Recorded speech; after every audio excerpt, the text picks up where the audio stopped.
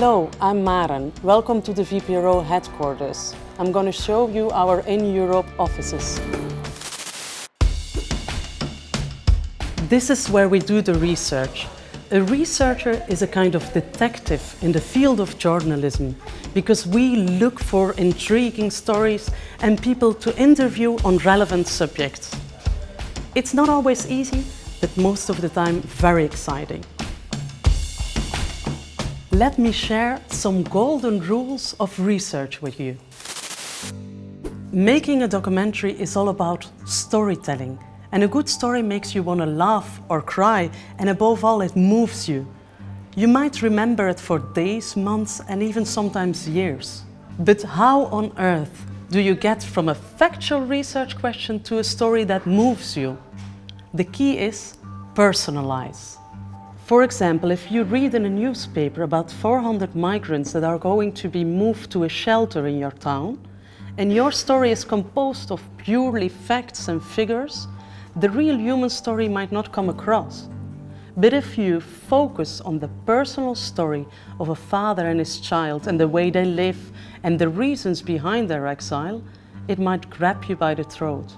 Good stories are all around you. You just have to learn how to recognize them. Most of the time, we in this office start with a brainstorm. During a brainstorm, you will try to get from a broad perspective to a concrete personal story. At first, get together with your group and write down your central research question. Secondly, try to formulate a sub-question or topic. And finally, try to write down as many possible personal perspectives. So for instance, your central research question is: find a difficult history in your neighborhood. As your sub-question, you choose colonialism.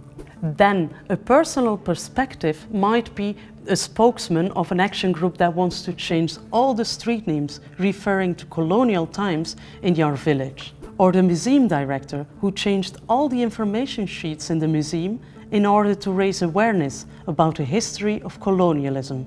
Or a very personal story of your neighbor whose great-great-grandmother worked as a slave. The 3 W's will help you during your brainstorm. What do you already know about the subject? Why do you need to know more about it? And who might tell you a good story on the subject? You might end up with a lot of possibilities on the who, and that's good. And now try to find as many articles and read as much as you can. This will enlarge your knowledge on the subject and you will be better prepared. Of course you will search online. Let me give you some interesting tips. I'm, for example, now Googling on the first Syrian migrants in Portugal. But also try once to do the advanced search. And you can choose the language here. You can choose your region, so only to search in your country. Or you could choose a period. You can only get the articles of past year, past month, past week, and that narrows already your search. When you search for personal stories, you might at first think about your family, your friends, your neighbors, but make your circle of contacts bigger. Contact, for example, local newspapers, radio stations, members of your city council, or local historian clubs or hobby clubs. What I sometimes do, I post a question in a Facebook group. Look, this is a page of the victims of the fires in Portugal, and I just posted a question if people want to share their stories. Don't be shy, most of the people like to share their stories. So now you ended up with a lot of options on who might tell you a good story. To choose the best perspective, you can draw a mind map. Who are you looking for? What kind of profile does he or she have? And more importantly, from what kind of perspective do you want to tell your story?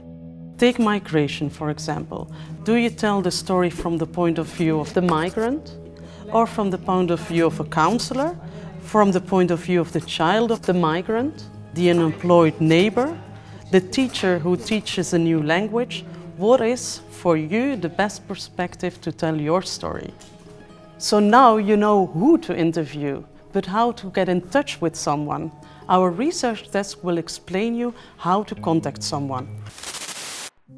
I find it important to state that personal contact is essential in completing your research. So once you have written someone, also try to meet someone in person or make a phone call in order to really get to know your main character. And when you talk to your main character, don't forget to ask about the personal life and interests. What kind of things does this person like? What kind of hobbies does someone have? This will create a complete image of your main character. Having this complete story will also give your crew more options to film. So now you have spoken to your main character, it's time for a summary. Try to make a plan of action in one page. First, write down again your research question, then make a summary of the subject, and then write down a clear profile of the person that you're going to interview on camera. This information is very important for your interviewer. He or she will use it to prepare the interview. There's a lot of talk about fake news these days, so I find it very important to check my sources. Look, for example, at this photo. It went viral during the migrant crisis to show the so-called invasion of Italy.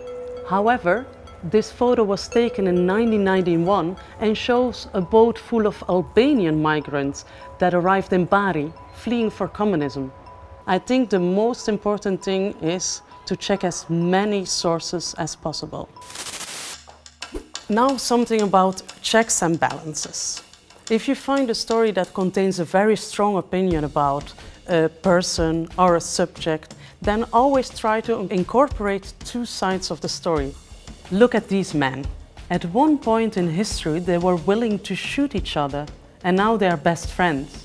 Well, they still disagree about some issues. Pada vatra, gori u cijelom ovom Drinskom dolinom sa leve ove strane Drine. Ta cijela dolina gori. Dolazimo ovdje i pričaju šta se dogodilo. Nije zapaljeno. Pa tada zapaljeno je tada. Tada je već bilo zapaljeno. Boljević? Da.